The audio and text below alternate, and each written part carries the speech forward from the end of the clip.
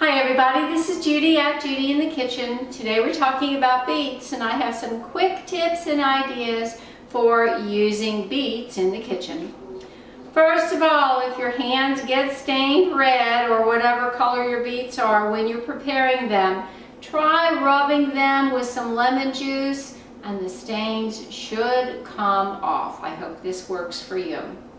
Now, if your countertops or your floor gets stained with beet juice, clean them with some very, very diluted bleach and the stain should come off. When you buy fresh beets that have the leaves still attached, make sure that you remove those leaves and their stems from the beet roots before you store them. But when you remove the leaves, make sure you leave about 2 inches of the stem still attached to the beetroot. And then if there are little sprinkles of roots still attached to the bulb, leave them on there as well. That will help to keep everything intact, and if you cook them like that, that will help to preserve the color of those beets so it won't be leaching out so much into the water. You can eat raw beets. They can be grated and sprinkled on salads for some flavor, crunch, and even some wonderful color as well. The beet greens are delicious. They taste like beets. They can be cooked just like you would cook any deep leafy green. They can be stir steamed in a little bit of vegetable broth or water, and it's very fast and easy. Great way to include some leafy greens. Throw a little garlic in there and top it off with a little lemon juice, and they would really be good that way.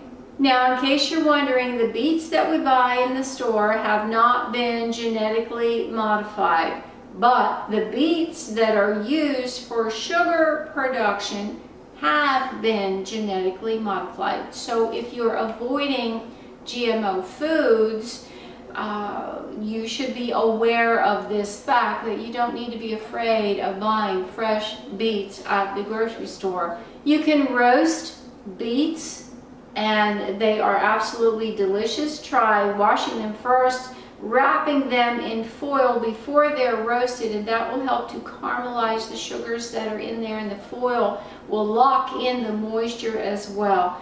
Preheat your oven to 350 degrees. Remove the stem from the bulb, leaving again 1 or 2 inches of it still attached.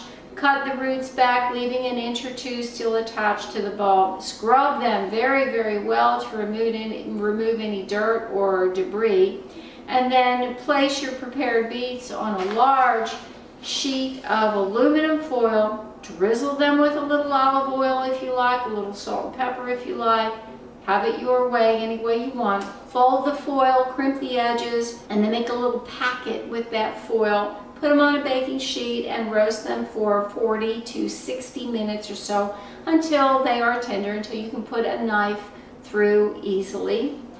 And then bring them out of the oven, allow them to cool until they can easily be handled, and then enjoy them however you like.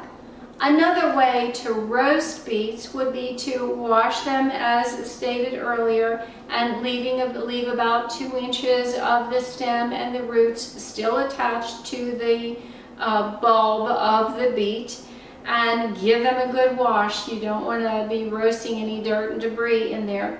And then put them in a casserole dish that has a lid. Add a little bit of water to that dish, and then cover it and roast them at about 45 minutes or so until they're tender. And then you want to allow them to cool, and then you can cut off the roots and the stems, remove the skin. It should be easy to come off. You can serve them as a side dish, season them with a vinaigrette, allow them to cool down, and have them with your salad, or you can add them to a soup. Anything that you want to do with them. Now, if you want something a little different, you can dress sliced roast beets with a little lemon juice and even a little yogurt along the way. That would make them creamy and tangy at the same time.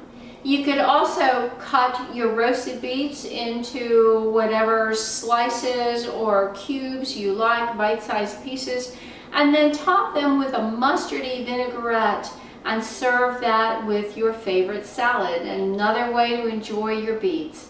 This is Judi at Judi in the Kitchen. I do hope this helps. If you have some ideas, ways that you like to enjoy beets, feel free to share it below, and others will benefit from that as well. Take care now. Bye.